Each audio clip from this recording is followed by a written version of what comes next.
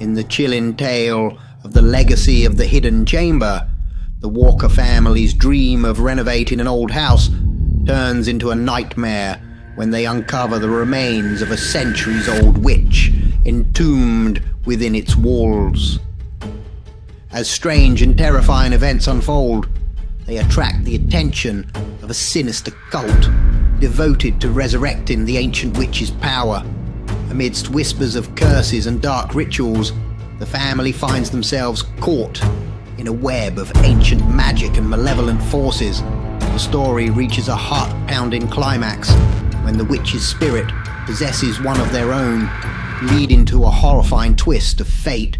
Will the Walkers escape the clutches of this dark legacy, or will they be consumed by the very secrets they unearthed?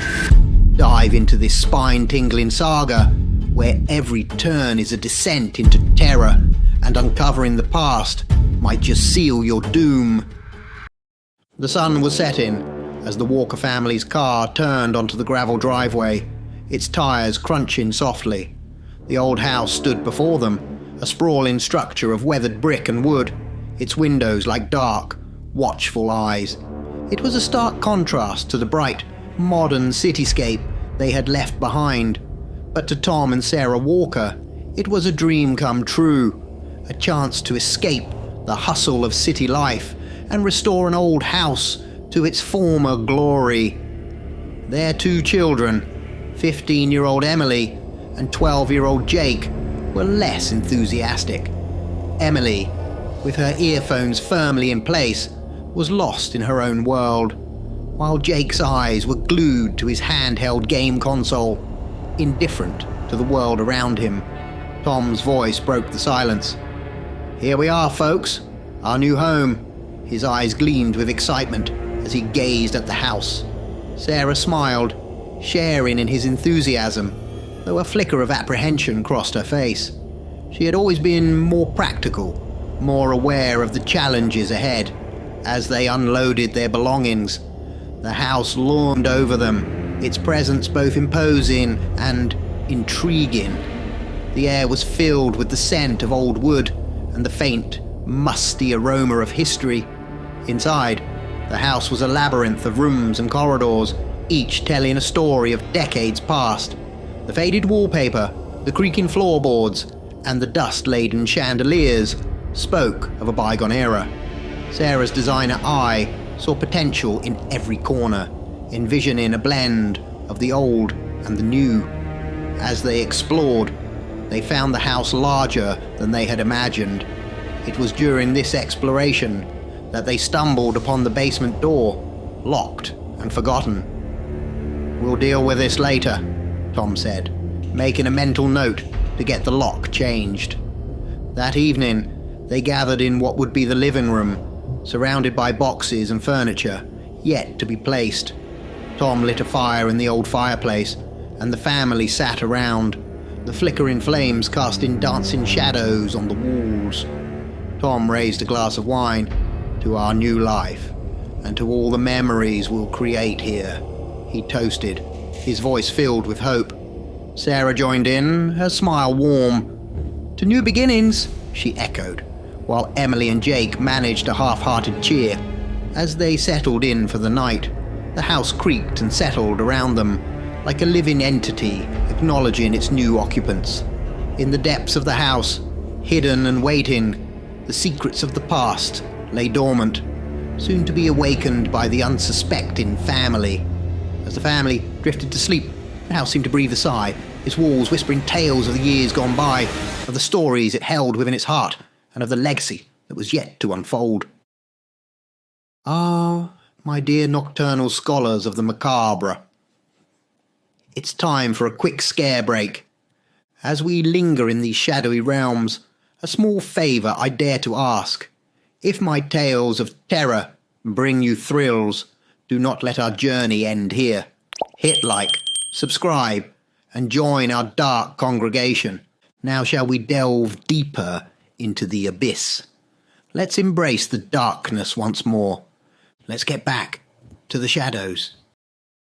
Chapter 2. The Hidden Chamber. The morning sun, poured through the windows, casting a warm glow over the Walker family as they began their second day in the old house.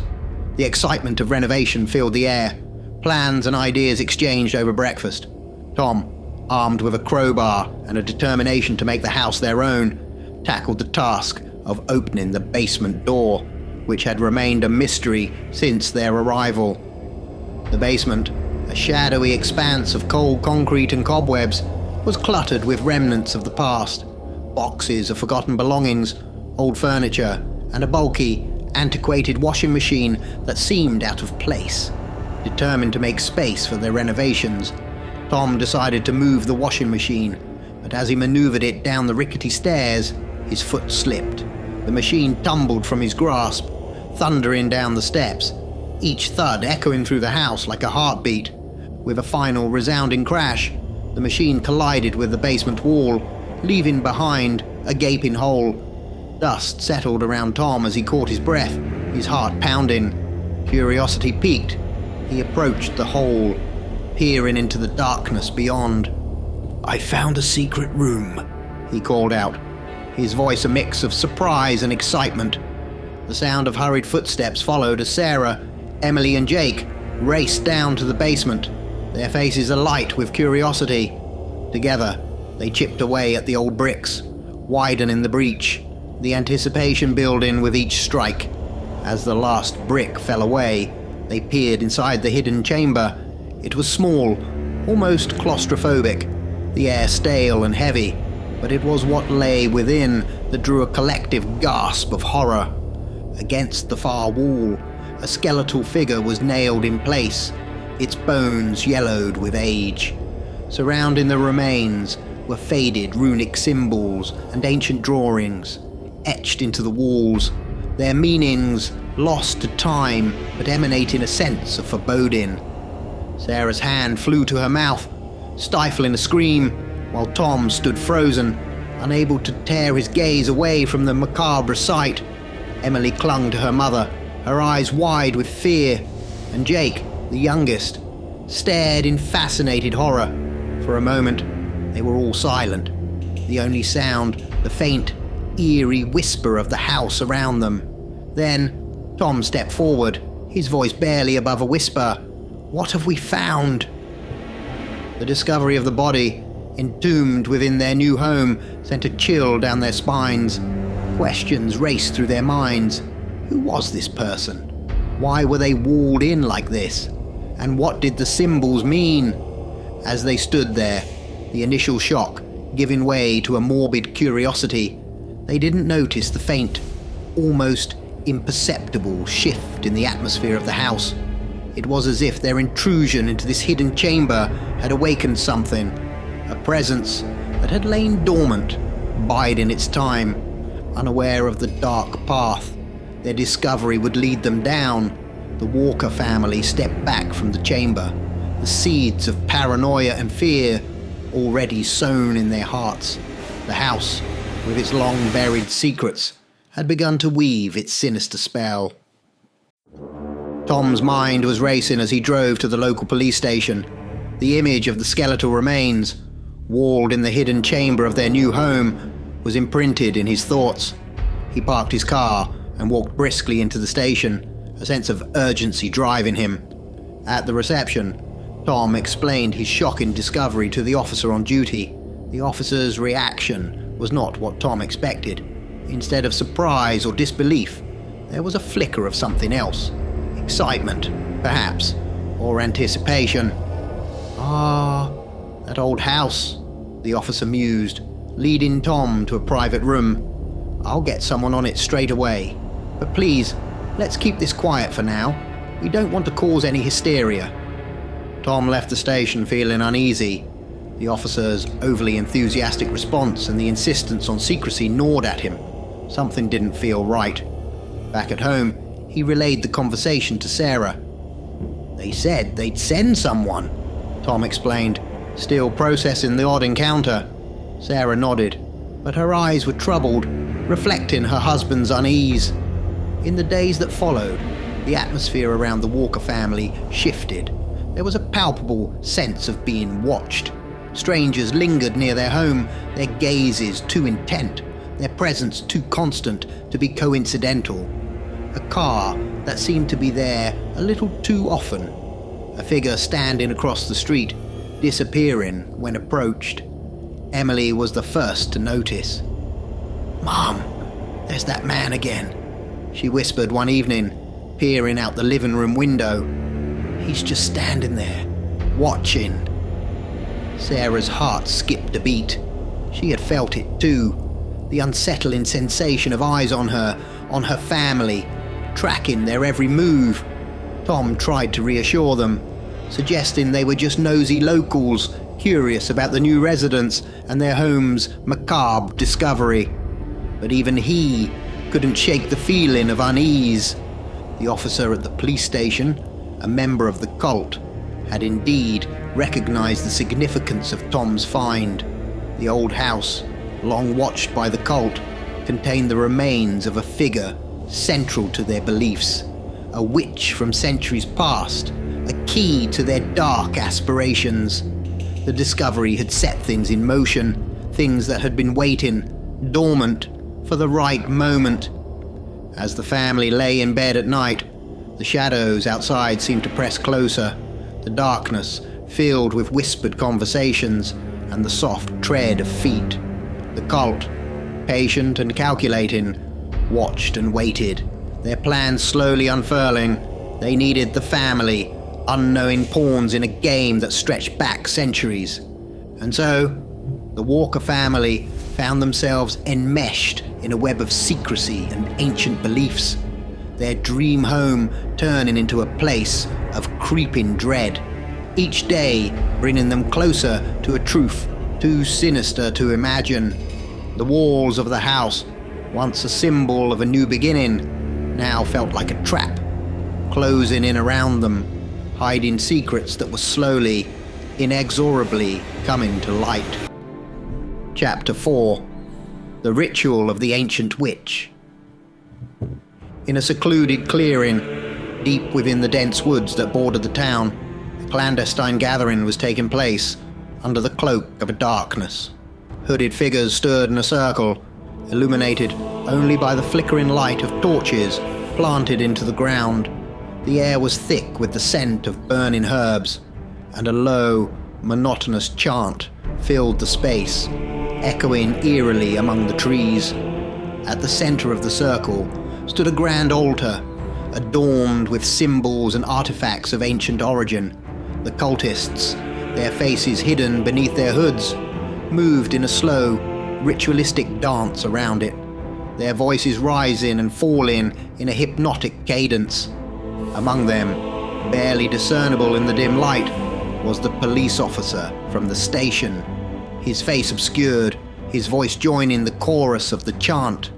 This gathering was the culmination of centuries of waiting, of searching, and now their moment was at hand.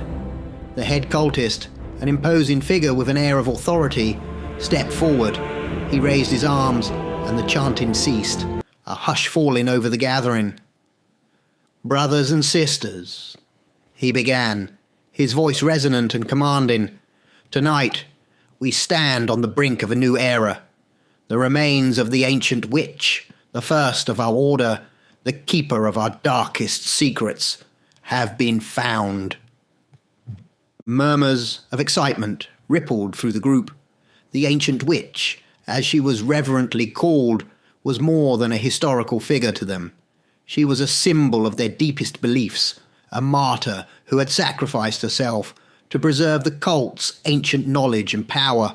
Her body, entombed within the walls of the old house, was believed to hold the key to untold arcane wisdom and strength.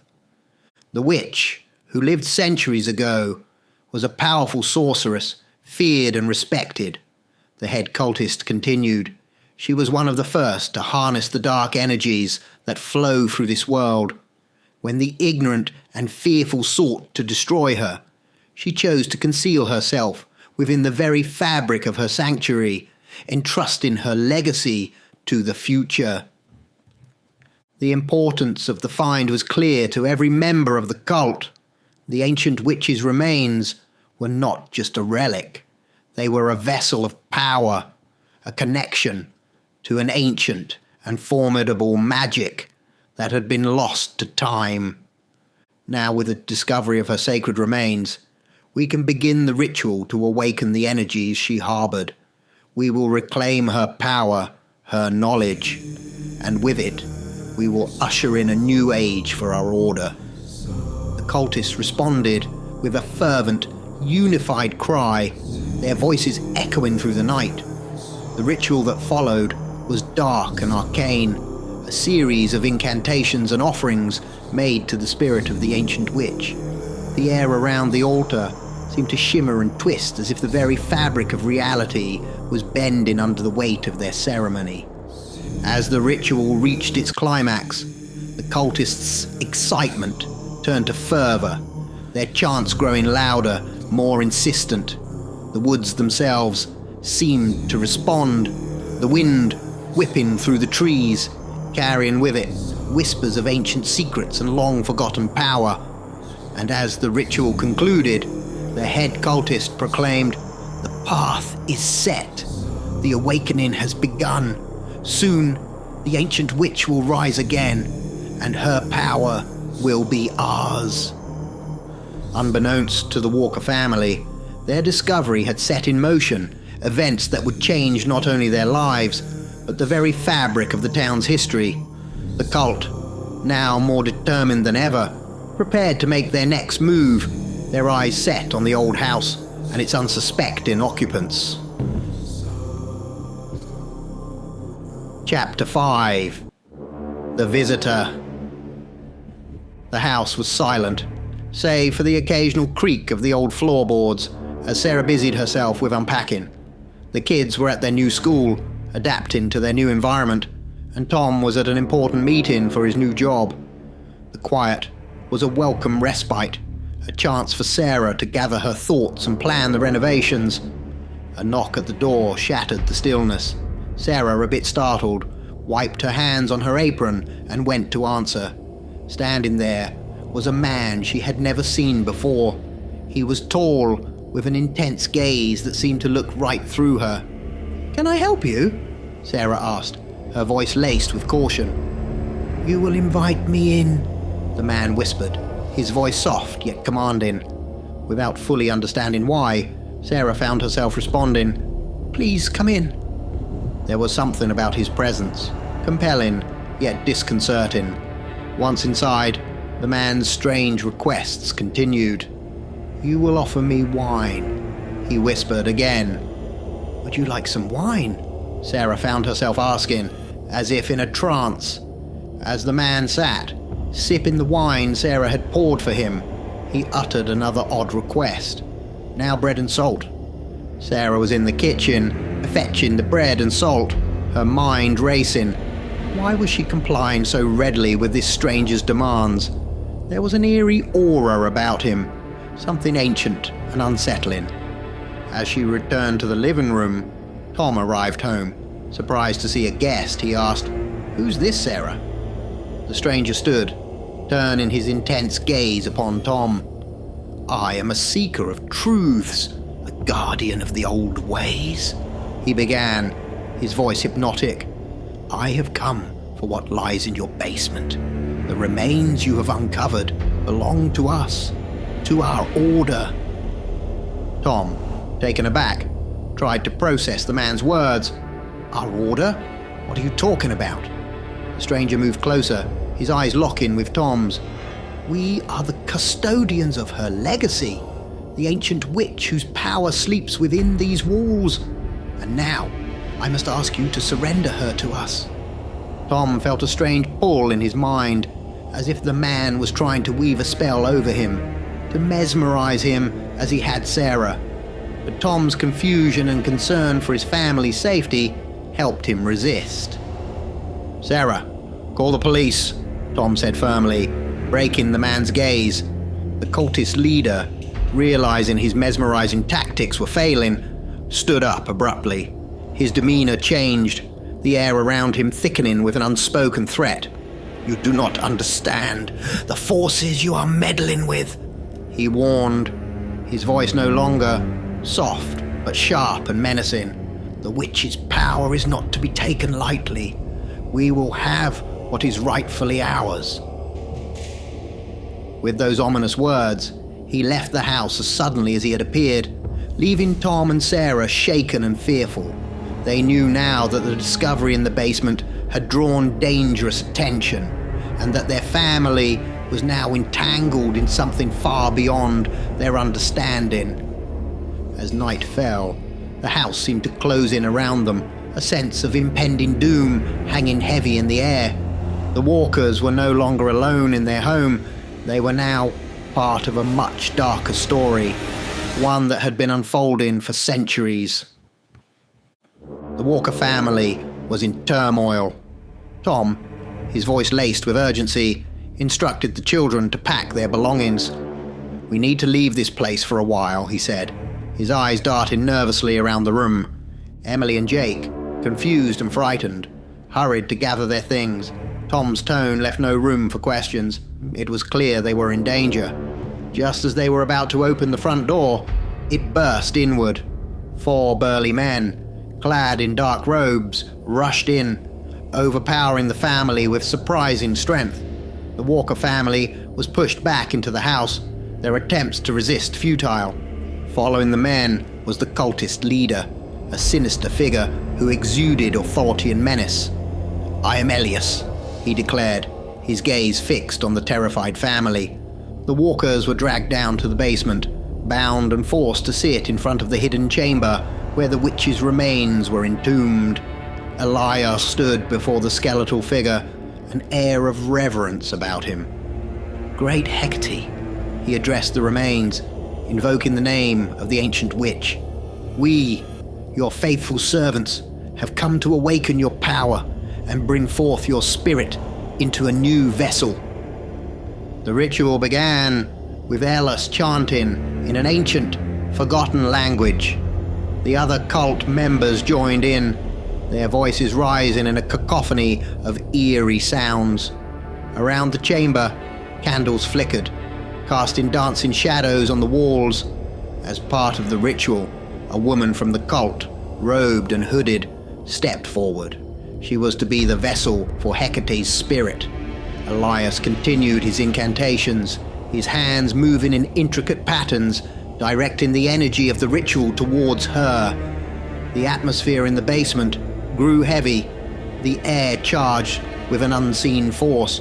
The Walker family watched in horror, the reality of their situation sinking in. As the ritual reached its climax, the woman began to convulse, her body racked with spasms, her eyes wide with terror, showed a glimpse of the madness consuming her. Elias's voice grew more desperate, but it was too late. The woman's mind couldn't withstand the power being channeled into her. She screamed, a sound of pure agony and insanity, before collapsing to the ground, motionless. The ritual had failed. The power of Hecate, too ancient and potent, could not be contained or transferred, as Elias had hoped. Chaos erupted among the cultists, their leader's composure crumbling as he realized the extent of their failure. Tom and his family, still bound, but momentarily forgotten in the ensuing pandemonium, exchanged glances of fear and desperation. The failed ritual had bought them time, but they were far from safe. The cult's fury at their thwarted plans was palpable, and the Walkers knew they needed to escape before they became the targets of their anger. Chapter 7. The Awakening. Elias, his face a mask of disbelief and frustration, muttered to himself, "I was so sure she was strong enough." His voice trailed off as an eerie, ancient laughter echoed through the basement. All eyes turned to Emily, who stood up effortlessly, her bindings falling away as if they were mere threads. She spoke, but her voice was no longer her own. It was deeper, resonant, with an ageless power. "You have done well," she said, her eyes gleaming with a sinister light. Elias and the cultists immediately fell to their knees, a mix of awe and fear on their faces. Your Highness," they murmured in unison, recognizing the presence that now inhabited Emily. Emily, or rather Hecate, walked gracefully to our remains. "Free at last," she exclaimed. "This vessel had the right energy to free me." The reason Hecate could use Emily became clear. Unlike the adult woman who had failed to withstand Hecate's power, Emily's youth and her open, imaginative mind made her a perfect conduit for the witch's spirit. Her innocence and latent potential were the keys that unlocked Hecate's ancient power, allowing the witch to merge with her seamlessly. "What of the other three?" Elias asked, his voice trembling with a mix of excitement and apprehension. Hecate's laughter filled the room again, chilling and devoid of any human warmth. "They will serve as a reminder," she said, her eyes flickering towards Tom, Sarah, and Jake, who were still bound and helpless. The cultists moved quickly, their actions driven by a newfound fervor. Tom, Sarah, and Jake were dragged to the hidden chamber, their pleas and struggles in vain. Hecate watched with cold amusement as the last brick was placed, sealing the chamber with the Walker family inside. Their eyes, wide with terror, were the last thing visible before the darkness swallowed them, just as it had swallowed Hecate centuries ago. In that final moment, as the echo of the brick being set into place reverberated through the basement, the magnitude of their tragedy was palpable. The Walkers, once a happy family full of dreams and aspirations, were now entombed within the walls of their own home, victims of a dark legacy they had unwittingly unleashed.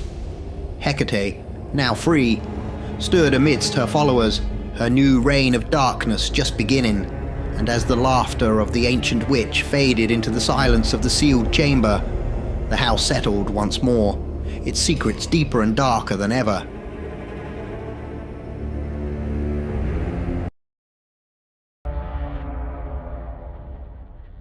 In the heart of a bustling city, where modern life pulsates with energy and secrets lurk in shadowy alleys, dwells Mabel, the enigmatic Wicker Witch.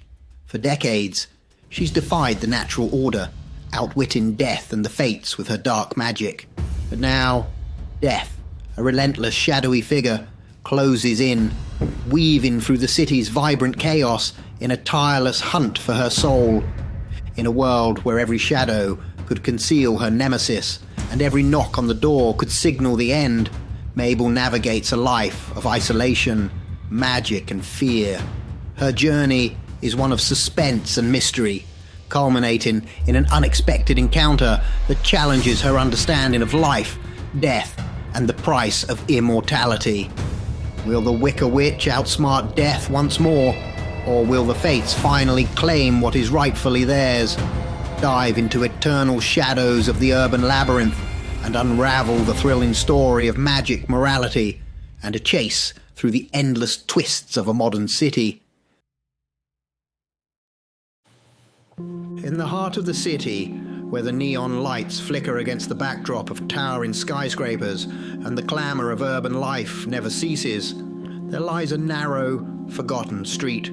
Westwood Street, they call it, a place where time seems to stand still amidst the ever-changing cityscape. It is here, in a quaint, vine-encased house, that Mabel resides, an enigma in the midst of modernity.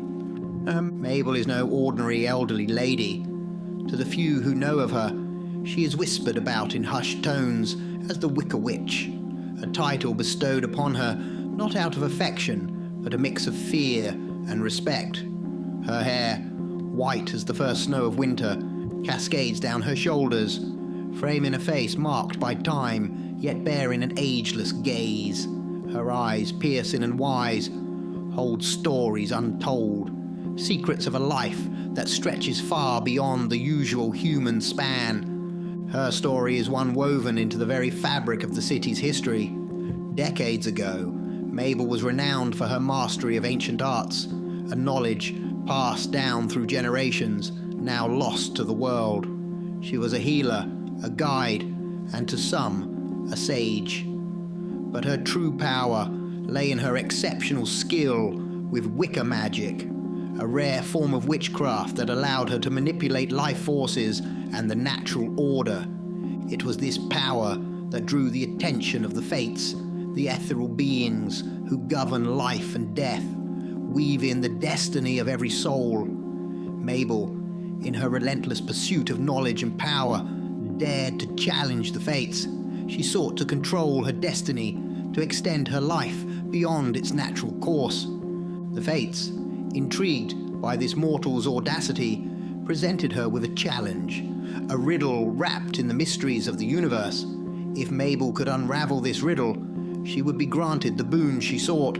However, the Fates, in their cryptic nature, had crafted a riddle that was almost impossible to solve, a puzzle intertwined with the very essence of life and death. Mabel, with her profound understanding of the natural world and the arcane, delved deep into her studies. She toiled day and night, her determination unwavering, and then, against all odds, she did it. She unraveled the riddle, revealing a hidden loophole in the tapestry of fate. Utilizing her Wicca magic, Mabel wove a new thread into her life tapestry, a thread indistinguishable from the others yet uniquely hers. This thread masked her presence from death, making her seem like a shadow, a whisper of existence that death could not grasp. From that moment, she became the Wicca Witch, a symbol of defiance against the natural order. But such a victory came at a cost. She gained years, decades, even centuries, but with each passing day, the burden of her extended life grew heavier. Loneliness became her constant companion as she watched the world change, leaving her a relic of a bygone era. And now, death, having discovered the deceit, roams the city. A shadowy figure, relentless and unforgiving, he seeks to reclaim what is rightfully his. Mabel feels his presence drawing near, an ominous chill that seeps into her bones. As she sits in her old creaky chair, surrounded by ancient tomes and relics of her past, Mabel knows the game has begun, a game of hide and seek, where the stakes are her very soul. She prepares her magic, the ancient Wicca spells that have protected her for so long, but this time she wonders if they will be enough. For in the heart of the city, where life pulsates with relentless vigor, the eternal shadows of the urban labyrinth whisper of a looming confrontation, a confrontation between the inevitability of death and the defiant will of the Wicca Witch. Ah, my dear nocturnal scholars of the macabre, it's time for a quick scare break. As we linger in these shadowy realms, a small favour I dare to ask. If my tales of terror bring you thrills, do not let our journey end here. Hit like, subscribe, and join our dark congregation. Now shall we delve deeper into the abyss. Let's embrace the darkness once more. Let's get back to the shadows. As the dawn breaks over the city, casting a golden hue on the high-rise buildings, Mabel sits by her window, her gaze lost in the labyrinth of streets below. The city wakes up to its usual rhythm, the hum of traffic, the distant sound of people starting their day. But for Mabel, each day dawns with a growing weariness, a fatigue that seeps deep into her bones. For decades, Mabel has lived with the constant fear of death's arrival. This fear has turned her once curious eyes into wary, suspicious ones. Every shadow that passes her window, every stranger who lingers a little too long near her door, could be death, cunningly disguised, waiting to claim her. Her life, prolonged beyond its natural course, now feels like a relentless vigil, an endless watch for a foe as inevitable as time itself. This perpetual state of vigilance has left Mabel drained. The vibrant energy that once fueled her magic and her defiance against the fates has diminished, leaving a tiredness that no amount of rest can cure. Yet, it is not just the weariness of the body that weighs on her, it is the weariness of the soul. A soul that yearns for rest, for release, but is held back by the primal fear of what lies beyond life. Her isolation, once a choice to focus on her craft, has now become a necessity, a means to protect herself from the ever-looming presence of death. She trusts no one, for anyone could be an agent of her inevitable end. This loneliness has turned her home into a sanctuary and a prison. One afternoon, as Mabel ventures out for her rare walk in the park, her eyes catch a figure sitting alone on a bench. The figure, a man in a dark coat, seems to watch her with an intensity that sends a shiver down her spine. His eyes, dark and unfathomable, remind her of the endless void she imagines death to possess. Her heart races, her steps falter, and for a moment, she is convinced that death has finally come for her, disguised as this solitary stranger. Mustered by a mix of fear and a resolve not to flee, Mabel approaches the man, her hands subtly weaving signs of protection, her mind bracing for a confrontation. But as she nears, the man simply smiles, a warm, human smile, and turns back to his book. In that instant, Mabel realizes her mistake. This man is just another soul engrossed in his own life story, unaware of the turmoil he inadvertently caused. The relief Mabel feels is fleeting, quickly replaced by a profound sense of sadness. This encounter is a stark reminder of her plight. She has become a shadow in a world full of life, unable to connect, to trust, to belong. Every face hides a potential threat, every gesture a possible deceit. As Mabel returns to her home, the weight of her loneliness feels heavier than ever. The walls of her house, adorned with relics of her past, seem to close in on her. In her quest for immortality, she has traded the warmth of human connection for a cold, unending vigil. The city outside continues its relentless pace, indifferent to the plight of the Wicker Witch within its heart. Mabel sits by her window once more, watching the world go by, a world she can observe but no longer touch. Her heart, once filled with the fire of defiance, now echoes with the hollow sound of her own solitude. Chapter 3. The Unexpected Visitors. The day had settled into a quiet afternoon, with the sun casting long shadows across the streets of the city. Inside her time-worn house, Mabel sat in her usual chair, her eyes occasionally drifting towards the window, vigilant as always. The world outside felt both close and distant, a reality she could see but not partake in. Suddenly, her reverie was broken by a knock at the door. The sound was gentle, almost hesitant, but to Mabel, it was a thunderclap in the silence of her solitude. Her heart skipped a beat, and her mind raced with possibilities.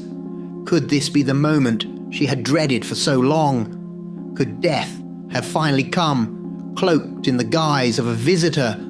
With a hand that trembled ever so slightly, Mabel moved towards the door. She paused, her ear pressed against the wood, listening. There were voices, soft and friendly, but Mabel trusted neither softness nor friendliness. "We're from the Neighborhood Care Initiative," said a cheerful voice. "We're checking on residents in the area to see if anyone needs assistance. Is everything all right in there?" Mabel's grip on the doorknob tightened. She knew of no such initiative. Was this a ruse, a clever ploy by death to lure her out? Her voice, when she finally spoke, was laced with suspicion. "Who sent you? Are you really who you say you are?" The visitors seemed taken aback by her tone. "We're just volunteers," the voice replied, a hint of concern creeping in. "We're here to help, that's all." Do you need any groceries? Or maybe some medication? Mabel's mind raced. The conversation felt too normal, too mundane. It was exactly how death would approach, she thought, under the guise of banal kindness, hiding his true intentions beneath a veneer of benevolence. "You're not fooling me," Mabel retorted, her voice rising with a mix of fear and defiance. "I know what you're after. You've come for me, haven't you? Your death." There was a pause, and then a murmur of confusion among the visitors. "Ma'am, we assure you, we're just here to help the community. There's no need to be afraid." But Mabel was not convinced. Her entire being was on edge, her senses heightened to every sound, every shift in the air. She couldn't risk it, couldn't risk opening the door, not when she was so close to being found. "I don't need your help," Mabel said firmly, her voice steadier now with her resolve. "Please, just leave me be." There was a moment of silence, and then the sound of footsteps retreating. Mabel waited, her breath held, until the sound of their departure was certain.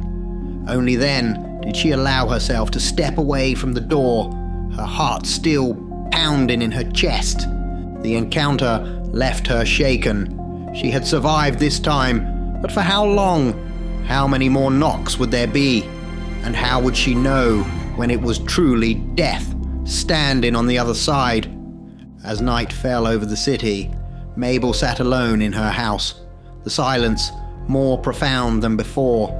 The visit had been a stark reminder of her isolation, of the life she had chosen in her quest to evade death. But as she pondered her solitude, a small, nagging thought crept into her mind. What if they had been just what they claimed to be? Helpers, nothing more. The thought was quickly dismissed, overshadowed by years of fear and suspicion. Mabel couldn't afford such risks, not when she had come so far, not when she was so close to losing it all. The night deepened, and the Wicker Witch sat in her fortress of solitude, a prisoner of her own making, waiting for the next knock, the next test, in the eternal game of cat and mouse with her inescapable fate. Chapter 4. Mabel had always chosen the quietest hours for her walks in the park, when the paths were nearly empty, and the world seemed to pause briefly from its relentless pace. She wrapped a scarf around her face, not just for warmth, but for anonymity, a shield from prying eyes that might recognize the infamous Wicker Witch. The park, with its ancient trees and winding paths, had always been a place of solace for Mabel, a brief escape from the confines of her home and her fears. But today, her sanctuary would be breached in a way she had not anticipated. As she strolled along a secluded path, lost in her thoughts, two men emerged suddenly from the shadows of the trees. Their intentions were clear and menacing. "Money now," they demanded, their voices harsh and threatening.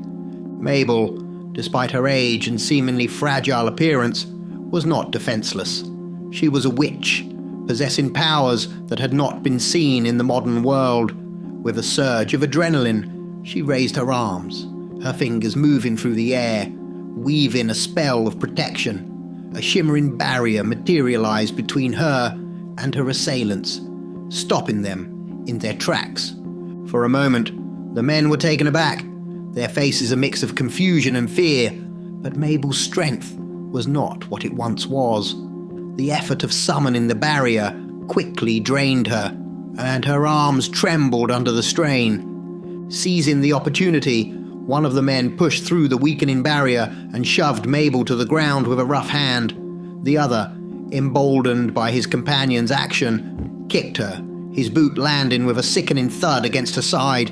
Pain seared through Mabel's body, her breath coming in short gasps. She felt her consciousness slipping, her vision blurring. In that moment of despair, a new voice cut through the air. "Stop that!" A man came running towards them, his voice filled with authority and outrage. The attackers, startled by the sudden intervention, hesitated. Seeing their chance slipping away, they turned and fled, into the cover of the trees. The man reached Mabel, kneeling beside her with concern. "Are you all right?" he asked, gently helping her to sit up. Mabel, still reeling from the attack, could only nod weakly. Without hesitation, the stranger helped Mabel to her feet and supported her as they walked slowly back towards her home. He was a complete stranger, yet there was a kindness in his eyes that reminded Mabel of a world she had long ago turned her back on. As they reached her house, Mabel hesitated at the door. This man, her unexpected savior, was now at the threshold of her sanctuary. She looked at him, a mix of gratitude and wariness in her eyes. After years of isolation and fear, trusting a stranger was not easy for her. "Thank you," she said softly, her voice barely more than a whisper. "I don't know what would have happened if you hadn't come along." The man smiled gently, a reassuring presence in the midst of her turmoil. "It's all right. I'm just glad I could help. Be careful, okay?" As he turned to leave, Mabel watched him go, a myriad of emotions swirling within her. The encounter had left her shaken, not just by the violence she had faced, but by the unexpected kindness of a stranger. For the first time in many years, Mabel felt a flicker of connection, a reminder that even in her self-imposed exile, humanity could still reach her in unexpected ways. The door closed behind her, and Mabel leaned against it, her body aching, her heart a tumult of feelings. The solitude of her home felt more profound than ever, a stark contrast to the brief touch of human kindness she had just experienced. In the fading light of the day, the Wicker Witch pondered her existence, the path she had chosen, and the unexpected moments that still had the power to touch her weary soul. Chapter 5. An Unexpected Visitor and Philosophical Reflections. The morning after the harrowing incident in the park, Mabel's world, which had long been shrouded in solitude and suspicion, was once again disturbed by a knock at her door. A voice called from the other side. "Hello, it's Steve from yesterday. Just checking to make sure you're okay." Mabel, still nursing the aches from her assault, hesitated. Opening her door to the outside world was something she hadn't done in years, but Steve's voice, tinged with genuine concern, nudged her to break her long-held practice. She slowly unlatched the door and opened it to see Steve standing there, his expression one of kind concern. "Oh, thank you, young man," she said, her voice trembling slightly. As she spoke, a wave of weakness overcame her, her body still recovering from the trauma. She began to fall, but Steve was quick to catch her, his arm steady and reassuring. "Can I help?" Steve asked, his tone gentle. "Yes. Come in and put me on the couch. I'll be okay," Mabel managed to say, her pride battling with her need for assistance. Steve carefully helped her to the couch, his movements considerate and respectful of her frailty. Once she was settled, he moved to the kitchen, returning shortly with a cup of tea for her, its steam curling gently into the air. As they sat, an unusual conversation unfolded between them. Mabel, who had been so long isolated from human contact, found herself opening up to this stranger. She spoke of her tiredness, a weariness that went beyond the physical, touching on the deep exhaustion of a soul that had lived far beyond its natural time. "I'm tired, Steve," she confessed, her voice a mere whisper, "but I'm scared too." Steve listened intently, his eyes reflecting a depth of understanding. Then he spoke. He talked about the futility of living forever, how a life extended beyond its natural course loses its meaning and purpose.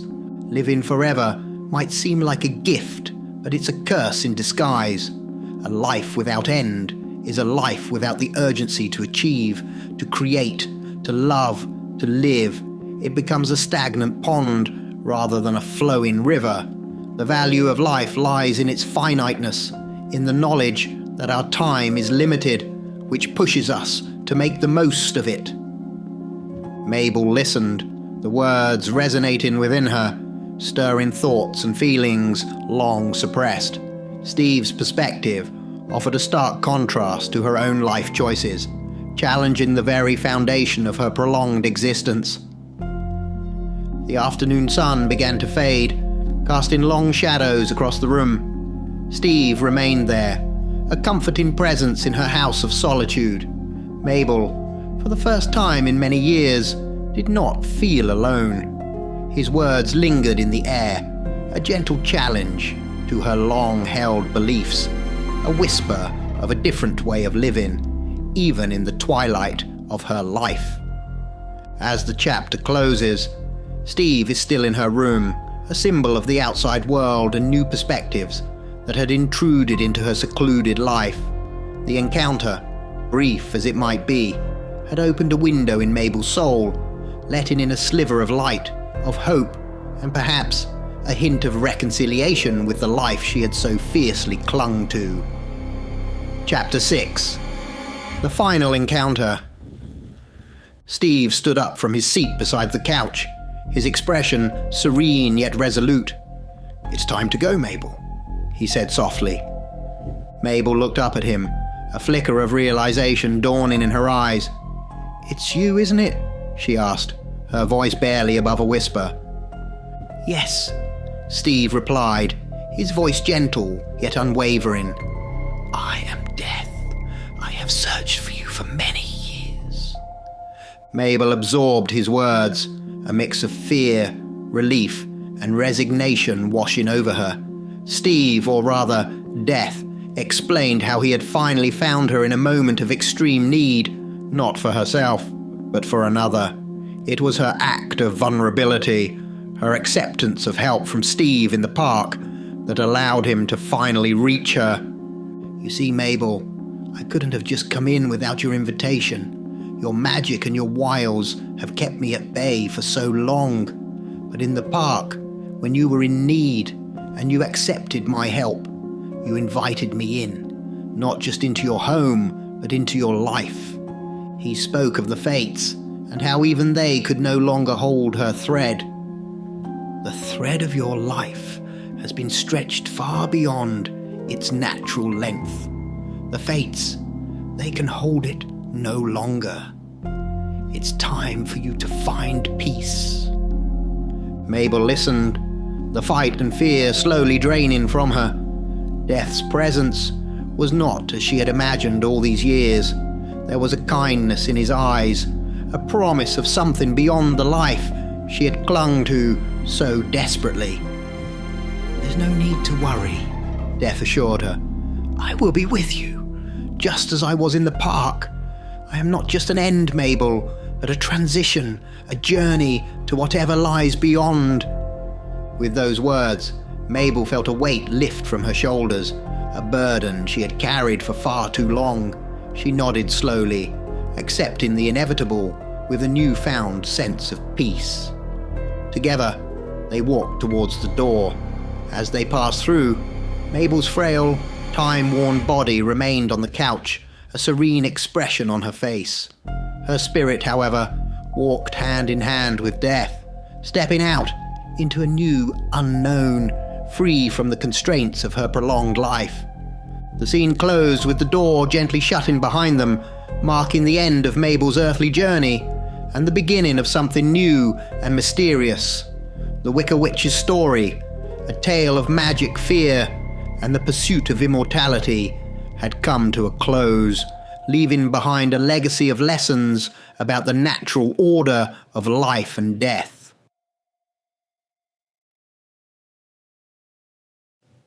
Today, our story is about two power-hungry witches in the real world, using dark, occult magic to try and outwit each other in a battle of supernatural forces.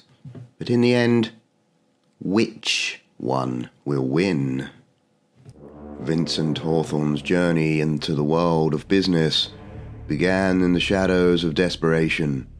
Born into poverty, He struggled to make ends meet in a city that showed no mercy to the downtrodden. Fate, however, had a different plan for Vincent. As he toiled away in a humble, mundane job that barely paid the bills, Vincent met Isabella. Her beauty was captivating, her demeanor mysterious. Unknown to Vincent, Isabella hailed from a long line of witches, practitioners of dark arts that transcended generations. Her family's grimoires contained spells that promised power, wealth, and success. Isabella, smitten by Vincent's determination and potential, decided to weave her enchantments around him. The Dark Pact was sealed, and Vincent's rise to success began with an otherworldly acceleration. His small business flourished, expanding into realms he had only dreamed of. Investments paid off, partnerships flourished, and doors that were once closed swung wide open. Vincent attributed his success to hard work and determination, blissfully unaware of the threads of dark magic woven into the fabric of his prosperity. Isabella, always at his side, masked her machinations with love and support. She reveled in the power she drew from the ancient spells, ensuring that Vincent's ascent continued unabated. The city, oblivious to the unnatural force propelling Vincent forward, admires his meteoric rise. Yet, with every success, Agatha, a witch of the same occult lineage, felt her own powers wane. The stolen magic cast a shadow over her abilities, leaving her desperate and resentful. Determined to reclaim what she believed was rightfully hers, Agatha began her investigation into the source of Vincent's prosperity. Agatha's dimly lit apartment, cluttered with ancient tomes and mystical artifacts, served as her sanctuary. Frustration etched lines on her face as she tried spell after spell, each one met with failure. The once potent witch found herself shackled by an unseen force, her magical endeavors crumbling like ancient parchment. Her scrying mirror flickered as she attempted to peer into the future, seeking a glimpse of the success that eluded her.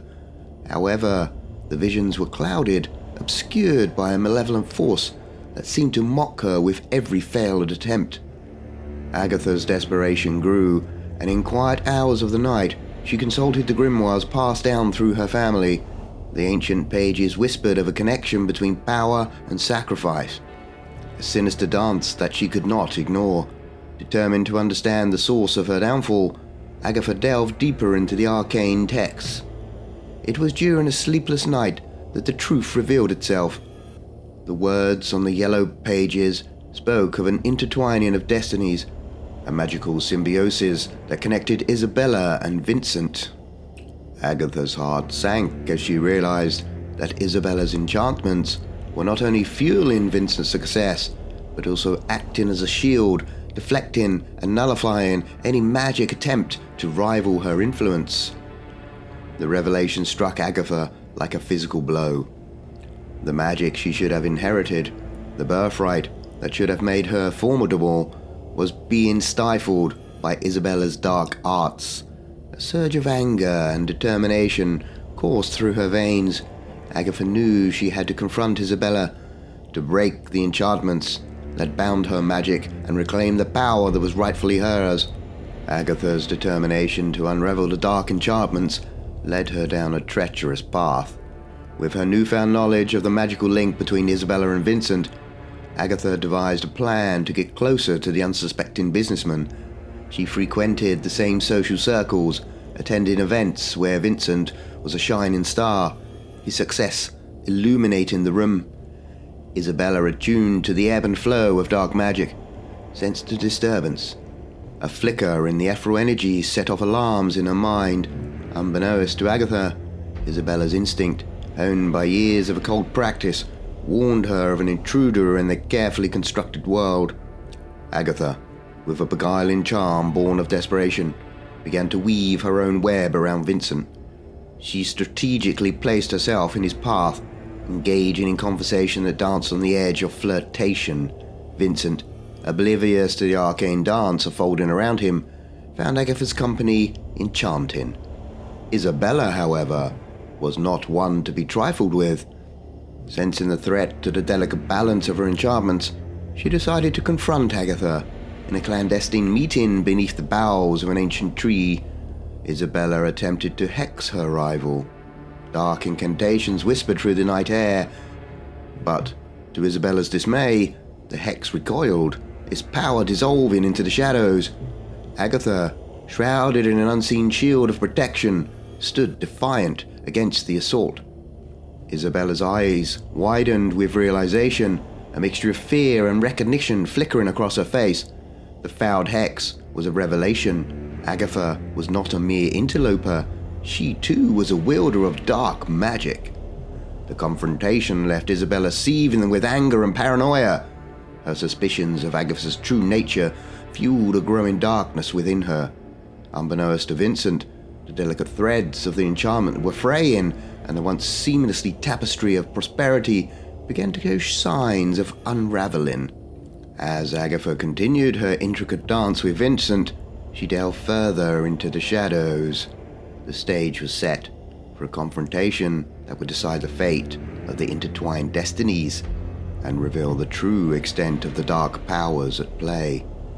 Vincent's nights took a sinister turn as a looming shadow began to stalk his every move. Unseen eyes observed him from the darkness, and the air seemed charged with an otherworldly tension.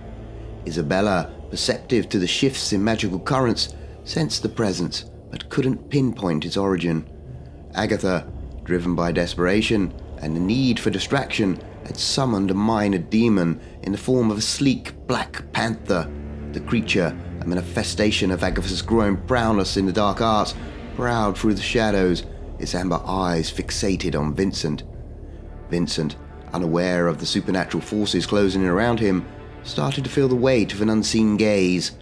On the periphery of his vision, he caught glimpses of a feline silhouette, its form fluid and elusive. The night air grew thick with the creature's presence, and Vincent's senses heightened, attuned to the primal instincts that warned of an imminent threat. On a moonlit evening, as Vincent traversed a dimly lit alley, the panther materialized from the inky blackness. Its growls reverberated through the stillness, a chilling symphony of menace. Vincent's heart raced as he turned to confront the creature, his eyes widening in horror. The panther lunged with supernatural speed, claws unsheathed and fangs bared. Vincent fought back with a primal instinct, his survival instincts kicking in. In the moonlit struggle, the air crackled with arcane energy. The panther, a manifestation of Agatha's conjured malevolence, left its mark on Vincent's flesh. A searing pain tore through him as claws racked across his skin, leaving behind a scar that pulsed with dark energy. The creature, having delivered its message, vanished into the shadows as swiftly as it appeared. Vincent, disorientated and bleeding, stumbled back into the pool of the dim streetlight. He clutched the fresh wound, his mind swirling with confusion. The encounter left him haunted by the primal intensity of the attack and the unearthly growls that echoed in the depths of his consciousness. As Vincent grappled with the aftermath, Isabella sensed the disturbance, but remained ignorant of Agatha's involvement. The scar, an emblem of the unseen forces at play, marked the beginning of a descent into a realm where shadows held secrets. Now we're going to have a short scare break while you ease your nerves. So while you're waiting, don't forget, if you're enjoying the content, go ahead and stab that subscribe button right now. As doing so, you'll really help the professor spread his shadow of evil. Now, let's get back to the story. Isabella's fury burned like a raging inferno as she surveyed the scar that marked Vincent's skin. The whispers of the arcane winds carried the scent of Agatha's magic, and in that moment of revelation, Isabella's eyes narrowed with a mixture of anger and determination. The ancient grimoire in Isabella's possession crackled with power as she traced her fingers over its weathered pages. Her lips moved in a silent incantation, summoning a force to match the Dark Panther that had terrorized Vincent. Isabella's conjuration manifested. A shadowy figure unfolded into a magnificent dark eagle, its wings stretching wide with ethereal grace. The creature's eyes gleamed with a malevolence that mirrored its mistress's rage. Deadly talons flexed in anticipation as the dark eagle fixed its gaze on Isabella. A wicked smile played across Isabella's lips as she whispered, "Let's see how she likes this." The dark eagle took flight, its wings slicing through the night air as it soared towards Agatha's realm. Isabella's magic guided the creature with deadly precision, an avian spectre sent to retaliate against the intruder who dared to threaten her carefully crafted enchantments. In the shadows, Agatha felt the shift in the magical currents. A sense of foreboding gripped her as the air crackled with dark energy. Unbeknownst to her, the dark eagle closed in, its form undetectable to mortal eyes as it descended upon Agatha's sanctuary. The first sign of the impending danger was the haunting screech that pierced the stillness of Agatha's ritual chamber. She turned in time to witness a dark eagle materialize from the shadows, its talons poised to strike. Panic flashed in Agatha's eyes as she realized the retribution Isabella had unleashed. The ensuing battle between the summoned creatures unfolded with supernatural intensity. The dark eagle clashed with the shadowy panther, a collision of arcane forces that reverberated through the ethereal plane. Agatha, caught in the crossfire, struggled to maintain her control over her creation. As feathers and fur entwined in a dance of otherworldly combat, the moon cast an eerie glow over the mystical battlefield. The clash of summoned beings marked a turning point in the occult war between Isabella and Agatha, a dark symphony playing out against the backdrop of a world where magic and malice converged into a deadly dance. The clash between the summoned demons raged on, a tumultuous battle that echoed through the mystical plane. Agatha, caught in the crossfire, felt the drain of her magical reserves intensify. The panther and eagle, locked in a deadly dance, began to cancel each other out, leaving behind a void of depleted energy. Agatha, her strength waning, stumbled back from the unfolding chaos. Her breaths came in ragged gasps as she realized that the confrontation had become a perilous gamble, threatening to consume the very essence of her magical abilities.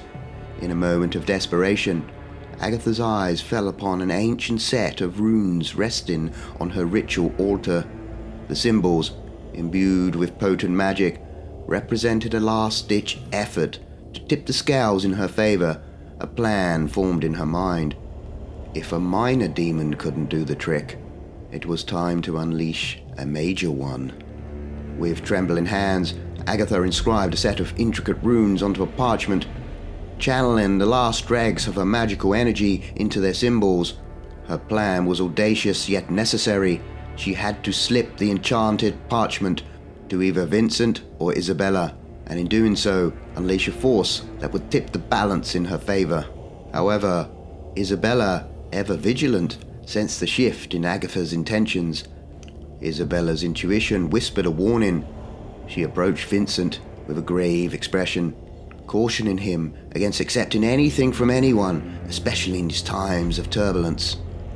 Whatever happens in these turbulent times, Vincent, you must not accept anything from anyone, not money, not checks.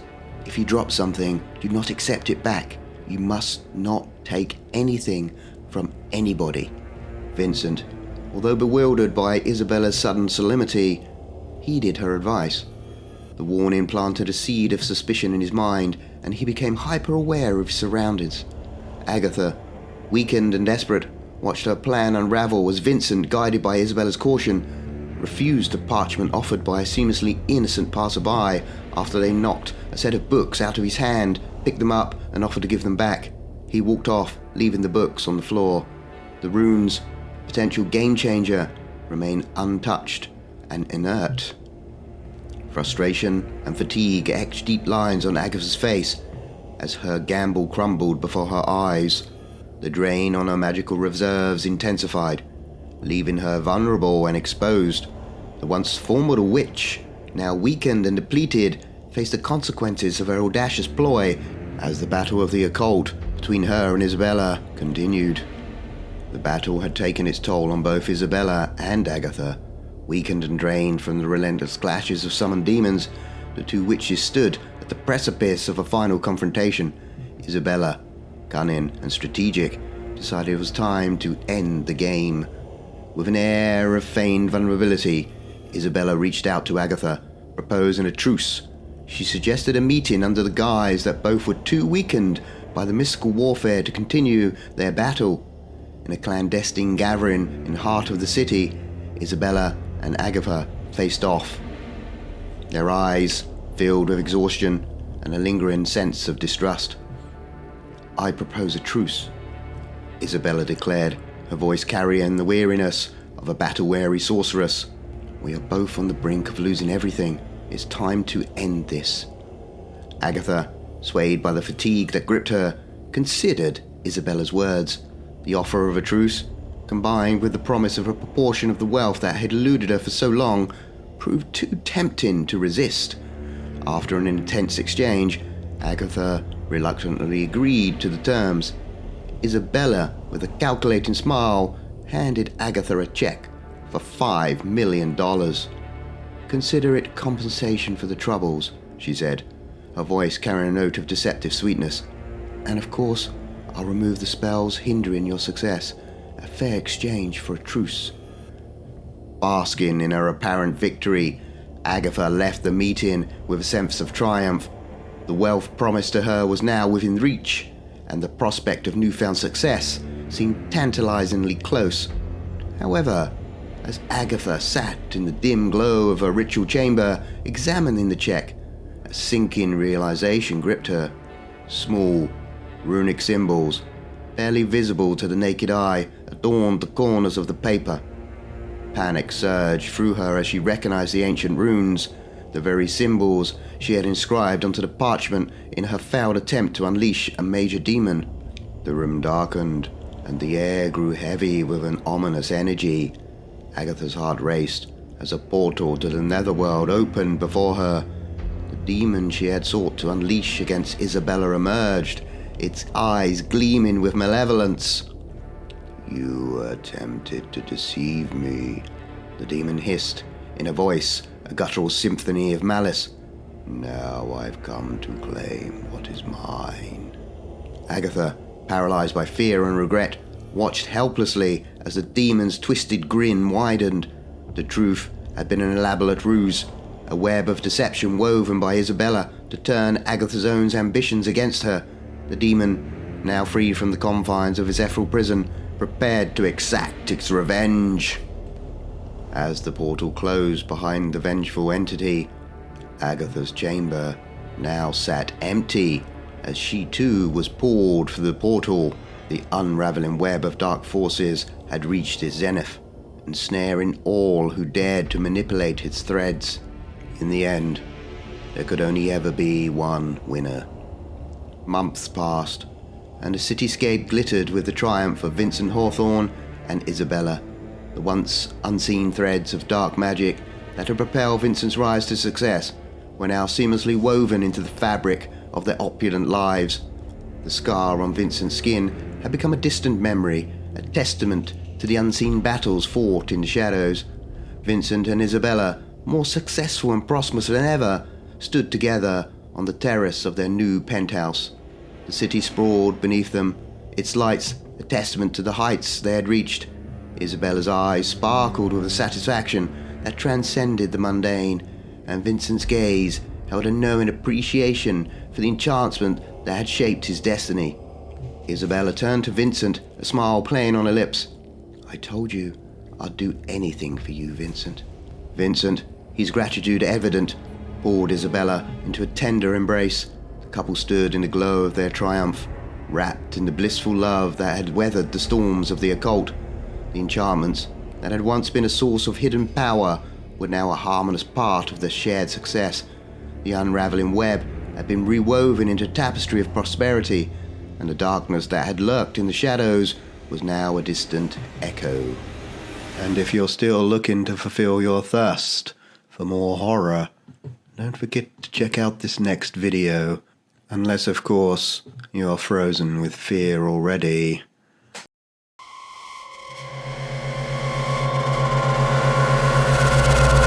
The village of Frostwood, nestled between snow-laden pine trees, its quaint cottages adorned with twinkling lights, welcomed the onset of winter. As the first snowflakes gently descended, the Anderson family eagerly prepared for the holiday season. Inside their cosy home, the aroma of freshly baked gingerbread cookies wafted through the air. Emma Anderson, a loving wife and mother, bustled about the kitchen, her laughter harmonizing with the cheerful tunes of classic Christmas carols playing in the background. The scent of pine needles permeated the living room as the family adorned a majestic tree with ornaments collected over the years. Emma's husband, James, and their two children, Lily and Ethan, joined in the festive activities. Laughter echoed, and the warmth of love filled the air, and they exchanged stories and shared excited glances about the impending festivities. Little did they know that amidst the joyous chaos, a silent observer watched from the shadows. A mysterious woman, her features obscured by a hood, stood just beyond the glow of the Christmas lights. Her eyes glittered with an otherworldly curiosity as she surveyed the family scene. The woman approached the Andersons with a soft smile, introducing herself as Alara, a distant relative seeking refuge from the wintry weather. Emma, the ever-hospitable host, welcomed her into the home without a second thought. Unbeknownst to the family, a subtle shiver passed through the air as Alara crossed the threshold. As the day unfolded, Alara seamlessly integrated into the family dynamic, effortlessly participating in their traditions and conversations. Her presence brought an uncanny sense of enchantment, and the children, entranced by her tales of far-off lands, quickly embraced her as an honorary member of the family. Nightfall draped the village in an ethereal glow, the stars shimmering like diamonds in the clear. The Andersons, now gathered around a crackling fireplace, exchanged glances filled with warmth and contentment. Unbeknownst to them, the first tendrils of the Christmas witch's icy influence began to weave through their lives. As the clock struck midnight, a distant howl echoed through the village, sending a shiver down Emma's spine. Little did she realize that the seemingly idyllic holiday had set in motion a chain of events that would gradually unravel the fabric of their reality, leading them towards a frozen masquerade that none could foresee. In the soft glow of dawn, Frostwood Village appeared pristine, blanketed in the fresh layer of snow. The Anderson family awoke to the promise of another day filled with holiday cheer, their cosy home exuding a warmth that contrasted with the chilly air outside. As Emma bustled around the kitchen, preparing a festive breakfast, Lily and Ethan giggled over the wrapped presents under the tree. James, though, couldn't shake a lingering unease. He felt a peculiar chill, a sensation that defied the comfort of the hearth. With a steaming mug of coffee in hand, James wandered into the living room, eyeing the Christmas tree, where Alara had joined in the festivities the night before. Something caught his attention, a small, weathered book left behind on the coffee table. Curiosity gnawing at him, James picked up the book. Its pages were filled with strange symbols and incantations, the language unfamiliar and unsettling. He couldn't decipher its contents, but the ominous illustrations hinted at a darker purpose. Unease crept over him as he realized the book didn't seem like something a distant relative would casually carry. Meanwhile, Lily and Ethan discovered a hidden corner in Alara's temporary room. Amongst her belongings, they found peculiar objects, a vial filled with an icy blue liquid, an antique locket adorned with an unfamiliar insignia, and a mirror that seemed to reflect more than just their own images. The children exchanged worried glances, sensing that there was more to their guess than met the eye. Later that day, as snowflakes lazily twirled outside, the family gathered to share their discoveries. The ominous book and the mysterious belongings cast a shadow over the once joyful atmosphere. Emma's concern mirrors James's, and a collective unease settled over the room. In hushed tones, they attempted to make sense of the strange items. Lily voiced her fears about the chilling aura that seemed to follow Alara, and Ethan recounted the peculiar howls in the night. James, his protective instincts on high alert, decided it was time to confront Elara about the suspicious findings. As evening descended, the family prepared for a confrontation that would either dispel their growing suspicions or confirm the presence of a chilling menace within their midst. Unbeknownst to them, Elara listened from the shadows, her eyes gleaming with an otherworldly intensity as the frozen masquerade approached its next chilling act. The village of Frostwood embraced the evening with a gentle hush. The twinkling stars overhead cast an ethereal glow on the snow-covered landscape.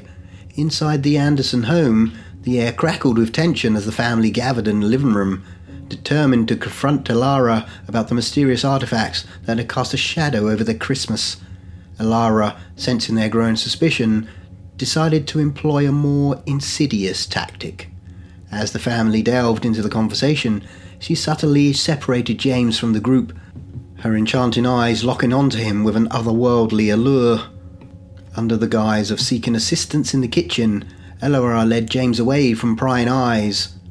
The flickering candlelight in the dimly lit kitchen created an intimate ambience, and a chilling winter wind whispered through the cracks in the window frames.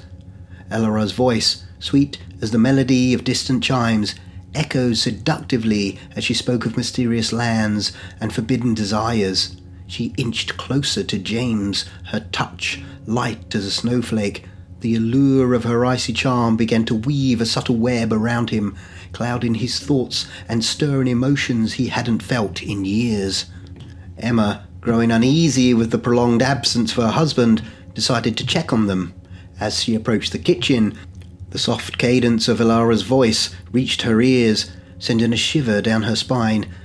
A mix of concern and suspicion fueled Emma's determination to uncover the truth. Peering through the slightly ajar door, Emma's eyes widened as she witnessed the intimate exchange between Elara and James. The air in the room seemed to freeze as their eyes met, and Emma's heart sank with a mixture of betrayal and realization. A surge of anger propelled Emma into the room, her voice cutting through the enchanting whispers. "What is the meaning of this?" she demanded, her eyes flashing with a fierce determination. Elara, unfazed by the interruption, turned to Emma with a sly smile. "Oh, my dear Emma, I was merely sharing tales of passion and longing with your husband. Is there not room for a little warmth in this cold winter night?" Emma's gaze remained unwavering as she saw through the facade. The icy enchantment that had entangled James began to dissipate in the face of her love and resilience. With a firm resolve, she declared, "You may have fooled him with your charms, but I see through your icy facade. The truth will be revealed, Elara, and your masquerade will come to an end." As Emma confronted the Christmas witch, the family stood on the precipice of a realization that would unveil the true nature of their mysterious guest. Little did they know, the frozen masquerade had only just begun, and the darkest secrets lay hidden beneath the surface of the winter festivities. The following morning in Frostwood Village dawned with an uneasy stillness. The chill of suspicion lingered in the air as the Anderson family navigated breakfast with a palpable tension.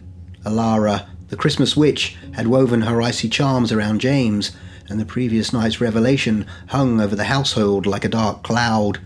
As the day progressed, Elara's attempts to insinuate herself into the role of the children's mother became increasingly apparent. She offered to braid Lily's hair, mimicking Emma's familiar morning routine, and took on the task of helping Ethan with his homework, her icy gaze fixated on them with an unsettling intensity.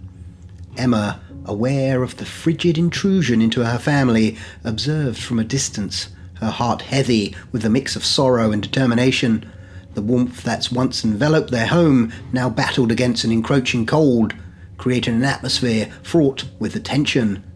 Elara, with calculated precision, began to undermine Emma's authority in subtle ways. She questioned Emma's choices in managing the household, subtly suggesting that her own methods were more suitable for a family in need of a guiding hand. The children, enchanted by the seemingly benevolent Christmas witch, started to notice signs of loyalty shifting away from their true mother. A sense of isolation enveloped Emma as she witnessed Elara's manifestations unfold. The Christmas witch skillfully exploited the fractures in the family's unity, sowing seeds of doubt and discontent. Emma, however, refused to succumb to the icy tendrils that sought to replace her. One evening, as the family gathered by the fireplace, Alara's proposed a change in the Christmas Eve tradition.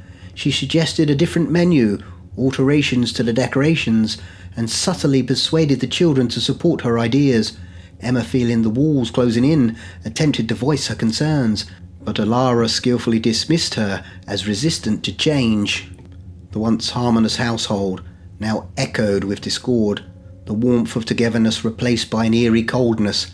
Emma, realizing the urgency of the situation, sought solace in the memories of the love that had bound her family together. As the frozen masquerade continued its insidious dance, the Andersons teetered on the brink of a fractured reality. The family that once celebrated the holidays with joy now faced the chilling prospect of being torn apart by the Christmas witch's relentless pursuit of warmth and belonging. Amidst the howling winds of an ancient, frozen realm lay the origin of Alara, a creature born from the shadows of time. Long before the first breaths of Frostwood Village were drawn, Alara existed in the desolate depths of an icy abyss, a place untouched by the warmth of life. Her creation was not a product of magic or curses, but an ancient malevolence woven into the fabric of existence. Alara was a manifestation of the bitter frost that clung to the souls of those consumed by envy and desperation, an entity that fed on the despair of those whose hearts harbored darkness. Centuries ago, Alara had been a mortal woman, once known as Isla. Her life was a tapestry woven with tragedy and betrayal. Her village, nestled in a forgotten corner of the foreboding forest, was ruled by superstition and fear. Isla's beauty drew the jealousy of those around her, and whispers of sorcery tainted her reputation. One fateful night, accused of consorting with dark forces, Isla faced the wrath of her villagers. Bound by cruel hands, she was cast into the frozen depths of an ancient well, a vessel of torment for her perceived transgressions. The bitter cold consumed her, and her anguished cries echoed through the abyss. Yet the frigid depths did not claim her life.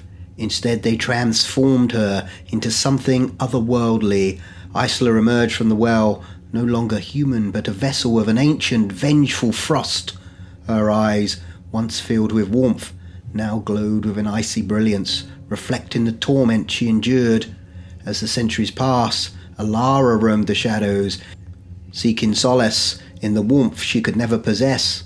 Her existence became a haunting quest to reclaim what was stolen from her, the warmth of love, family, and the joy of human connection.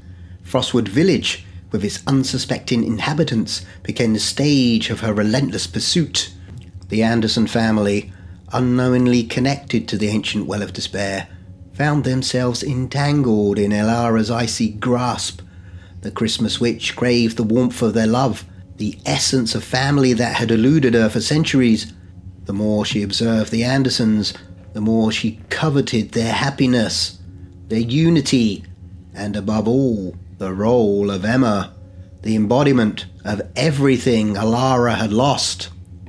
Her desire to replace Emma stemmed from an insatiable hunger, a twisted yearning that transcended time itself. The ancient bitterness that coursed through Alara's veins sought to extinguish the warmth of the Andersons, to consume the joy that had remained elusive to her for far too long. The air in the Anderson home grew heavy, charged with the tension of a storm on the horizon. As the clock struck midnight on Christmas Eve, the ancestral spirits of Frostwood Village stirred, sensing the ancient malevolence that had once descended upon the quaint abode. Alara, sensing the time for her revelation had come, stepped into the dim glow of the living room. Her form shifted, the icy veil that masked her true nature dissipating like a mist in the morning sun. The beauty that had captivated the Andersons now twisted into an ethereal horror, a creature of frozen despair, gleaming eyes with torment of centuries. "You cannot escape the frost that binds me," Alara's voice echoed, resonating with a haunting melody that sent shivers through the room. "I am the embodiment of ancient sorrow, the frost that clings to the hearts of the forsaken. You, Emma Anderson, are the key to the warmth I crave. Emma, her resolve hardened by the knowledge of Alara's origin, stepped forward, her eyes reflecting a determination forged in the fires of love. We will not succumb to your icy grasp. Our family will not be broken by the bitterness that binds you. With a chilling laugh, Alara unfurled her power, summoning the bitter frost that adorned the walls. Shadows danced like spectres, and the temperature plummeted as the very essence of Frostwood responded to its ancient mistress. The battle that ensued between the Anderson family and the Christmas Witch transcended the boundaries of the physical and the ethereal. Emma, James, Lily, and Ethan wielded the warmth of their love as a shield against Alara's icy onslaught. Spells and counterspells, echoes of ancient incantations, reverberated through the frozen lair. Yet, Alara's power was relentless, fueled by the despair that spanned centuries. Shadows clung to her like loyal attendants, and the frosty tendrils reached out to ensnare the hearts of the unsuspecting family. The very fabric of reality quivered as the frozen masquerade approached its climatic dance. Realizing the futility of direct confrontation, Emma devised a desperate plan.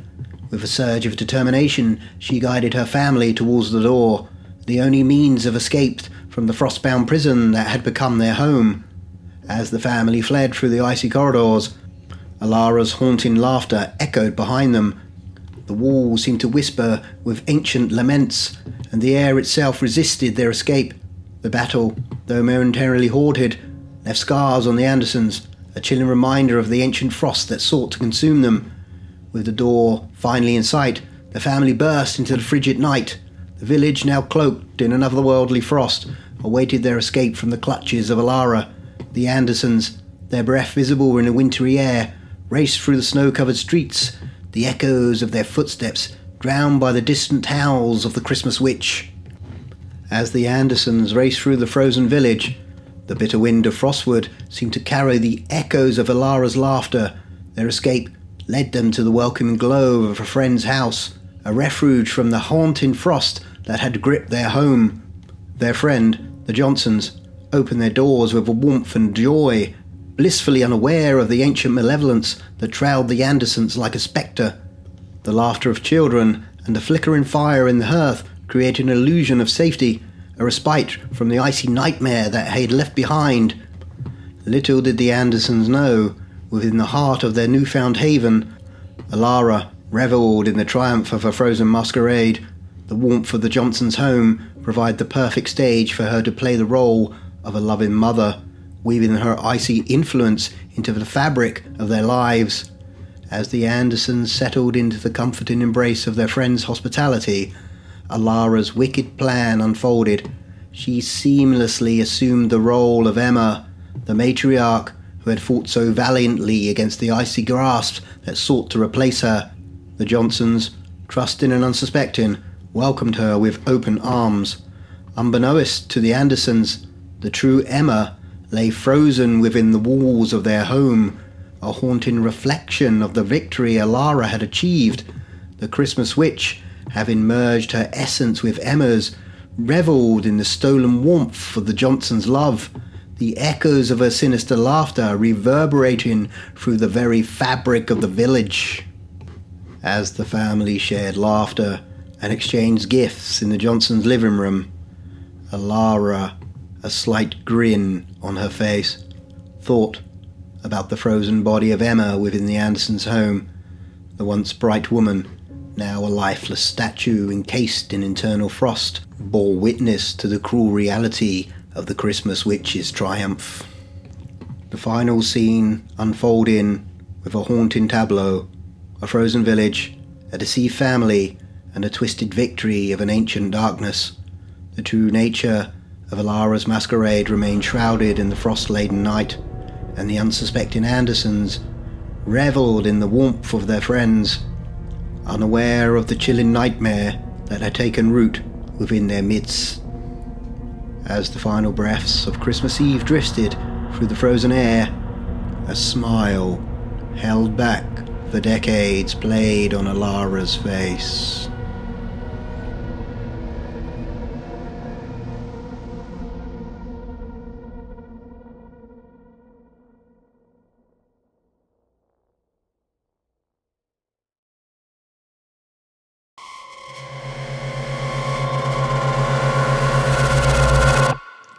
The city laid sprawled beneath a ghostly, luminous moon as the friends, weighed down by the aftermath of their unwitting deeds, congregated in a dimly lit basement.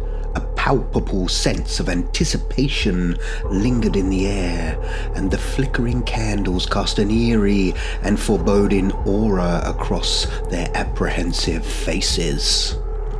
There was a sense of dread, of guilt, of fear that held them all in its grip as they silently awaited the consequences of their actions. Every moment seemed to stretch on for an eternity, and the darkness only served to deepen their feeling of trepidation and unease. The group was silent as they contemplated their fate. They had come to this place unknowingly, and now their lives hung in the balance. The witch's malevolent energy saturated the room, and the friends felt as if they were being weighed down by an invisible force. Finally, the hooded figure spoke again. His words were grave and final. "Someone in the group must offer themselves as a vessel to contain the witch's spirit," he said. Fear and uncertainty ran through the group as the tension was palpable. The friends had come here seeking help, but instead they found a different kind of horror. Some months earlier, one of the friends, unaware of the consequences and in a moment of reckless abandonment and youthful naivety, they had decided to experiment with a forbidden ritual mentioned in a grimoire. Experimenting into the unknown and tapping into supernatural energy. Little did they know their actions would awaken the malevolent spirit of a long-forgotten witch. Since that time, the friends saw spectres and whispers on every corner, feeling drained of energy both physically and in their soul. They sought answers and the help of their friends, leading to their current dilemma, with the occultist promised them aid and help. What seemed like an eternity passed before anyone spoke. Finally, one of the friends stood up and bravely stepped forward. He was willing to become the vessel, he said, if it meant saving the others. With a heavy heart, the group watched as the hooded figure sealed his fate with a simple gesture. In that moment, they realized they had found the strength to confront the darkness and the courage to face it together. Emma felt her heart torn between the fear of the witch's wrath and the dread of sacrificing one of her own. She was aware of the consequences of this decision, and although her stomach churned with uncertainty, she knew she had no other option. She had to do this for the safety of her friends. And with a deep breath, Emma stepped forward. Though her voice was unwavering, inside she was trembling, a wave of conflicted emotions washing over her. She was scared of what the ritual might do to her, but she was also determined to do whatever it took to protect her friends. The candles flared to life, their flames dancing wildly, and the air was charged with an arcane energy. Emma was confronted with the reality of her decision, and her heart sank. She felt like she was standing on the edge of a cliff, ready to jump into the abyss, not knowing what would happen when she fell. She wanted to turn back, to take it all back, but she was too far gone. With a heavy heart, Emma felt her feet sink into the runes as the ritual began. The ancient witch cackled through Emma's mouth, a bone-chilling sound that seemed to echo from the abyss. Emma could feel the raw power coursing through her veins, and even though she was determined to protect her friends, she could not help but feel a sense of despair as she faced the consequences of her actions. With a final thunderous crash that reverberated through the air, the ritual concluded. Emma's body hit the ground, her soul now irrevocably tied to the witch, who was bound in a prison of ancient symbols, glowing ominously. The hooded figure raised his hands in a gesture of finality, and his hooded gaze met each of the friends in turn. "You have made the ultimate sacrifice," he intoned, his voice heavy with reverence and dread. "The witch is contained, but her influence will linger. You must be on your guard, for the line between ally and adversary is thin." As the occultist evaporated into the shadows, the friends were left to the oppressive silence of the basement. The air felt heavier, and Emma's lifeless form lay as a vessel harboring the malevolent spirit they had sought to contain. Days passed, turning into haunted nights as the friends struggled with the aftermath of their choices. Emma's body, now a puppet of the witch's dark whims, roamed the city at night, installing fear and dread in all who encountered it. The friends were racked with guilt and became outcasts in their own lives. The city seemed to echo their deeds, transforming into a nightmarish urban landscape where shadows whispered of ancient curses and secrets long forgotten. As the weeks progressed, they noticed strange changes within themselves. Dreams were haunted by visions of the witch, and a sinister influence crept into their minds. Paranoia festered, and trust eroded as the witch's cackling laughter echoed in the depths of their souls. The friends found themselves struggling to reconcile their own desires with the demands of the ancient witch. The desire to survive and save themselves from the encroaching darkness pitted them against each other, and the friends found themselves torn between doing what was right and what would save them from impending doom. As their desperation grew, so did their inner turmoil, with some of them coming to accept the witch's demands and others determined to fight them. With each passing day, the friends found themselves torn between despair and hope, between loyalty to each other and loyalty to themselves.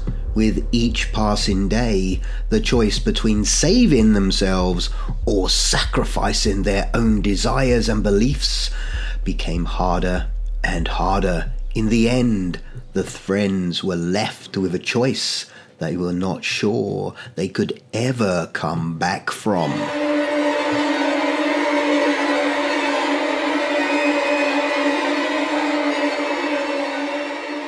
Thank you for joining me on this chilling journey. If your thirst for the unknown and the unexplained is still unquenched, I invite you to delve deeper into the abyss of terror. Just beyond the veil of reality, another story awaits to send shivers down your spine. Dare to join me in the next video, where the unknown becomes known and the unseen seen. Until then, keep the lights dim and your mind open. This is Professor Shadow, signing off.